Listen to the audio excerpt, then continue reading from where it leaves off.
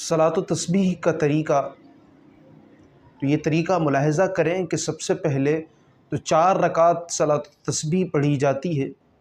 جس طرح عام نمازوں میں 4 رکعت ادا کی جاتی ہے، بالکل اسی طریقے سے 4 رکعت ادا کی جائیں گی، لیکن اس میں ایک چیز کا اضافہ ہوگا، وہ یہ کہ سب سے پہلے تکبیر تحریمہ کہے گا، اس کے بعد ثنا پڑھے گا۔ ثنا پڑھنے کے بعد 15 مرتبہ سبحان اللہ والحمد للہ ولا الہ الا اللہ واللہ اکبر 15 مرتبہ پڑھے گا۔ پھر تعوذ تسمیع پڑھ کر سورہ فاتحہ اور اس کے ساتھ کوئی ایک سورت کوئی بھی جو یاد ہو وہ ملا لے گا۔ اس کے بعد 10 مرتبہ 15 مرتبہ سورہ فاتحہ سے پہلے ثنا کے بعد اور 10 مرتبہ سورہ فاتحہ اور سورت کے بعد پڑھے گا۔ اس کے بعد رکوع میں جائے گا۔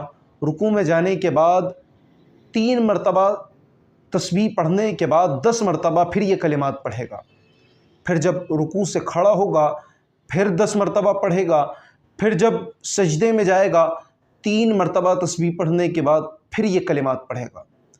پھر جب سجدے سے اٹھے گا تو پھر 10 مرتبہ پڑھے گا اور پھر سجدے میں جائے گا، یعنی ہر رکن جو نماز میں ادا کرے گا تکبیر تحریمہ سے پہلے 15 مرتبہ، تکبیر تحریمہ کے بعد 10 مرتبہ، رکوع میں 10 مرتبہ، رکوع سے کھڑا ہوگا 10 مرتبہ، سجدے میں جائے گا 10 مرتبہ، سجدے سے اٹھے گا 10 مرتبہ، پھر سجدے میں جائے گا پھر 10 مرتبہ۔